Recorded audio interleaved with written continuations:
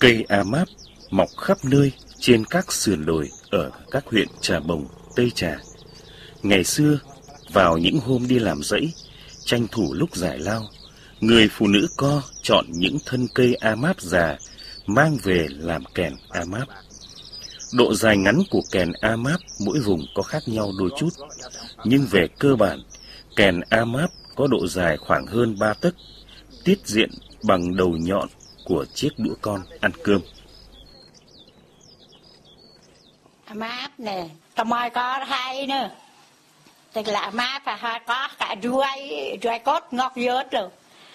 Hãy sú hú rồi, lúa nằm bóp nữa, tự tẹt lúa lắm. Hãy plot này nè, tự hãy được plak mà rít nữa. Plak xong, dòng lê mà lọc chết kheo nữa. Tức là hãy đòn đẹp số như cái này mình viết nằm tiếc. Tẻ tiếc, tẻ số bữa bay. Hãy số tầm bấy, nó cũng bạ lốt.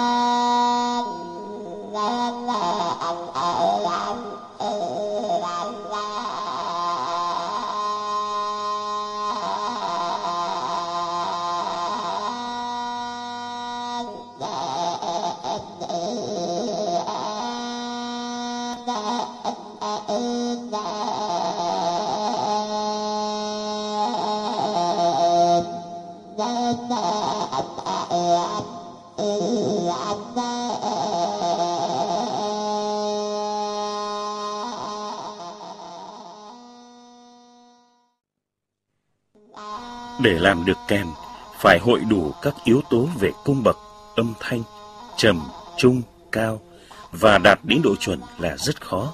Làm nhiều cái mới được một cái tương đối vừa ý.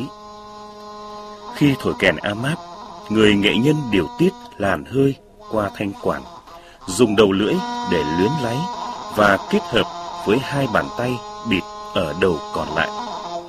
Tùy theo mức độ kín hở của hai bàn tay, vừa có tác dụng như hộp cộng hưởng, vừa có tác dụng điều khiển âm thanh trầm bổng để tạo nên tiết tấu giai điệu. Vấn đề quan trọng nhất là yếu tố kỹ năng của nghệ nhân xử lý kỹ thuật luyến láy để thể hiện nên giai điệu của bản nhạc. Kèn a máp thường thổi theo các làn điệu dân ca truyền thống của người Co. Phổ biến nhất là điệu xà ru.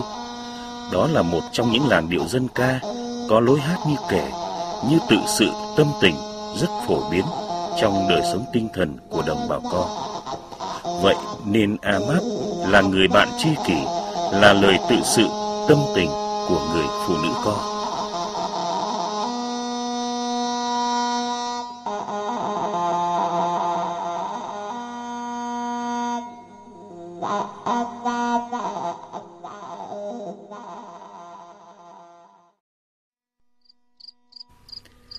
Đối với người phụ nữ Co ngày xưa, kèn a máp là người bạn tâm tình, chia sẻ niềm vui, nỗi buồn trong cuộc sống, có tác dụng nhân lên niềm vui, xua tan mọi nỗi ưu phiền vất vả.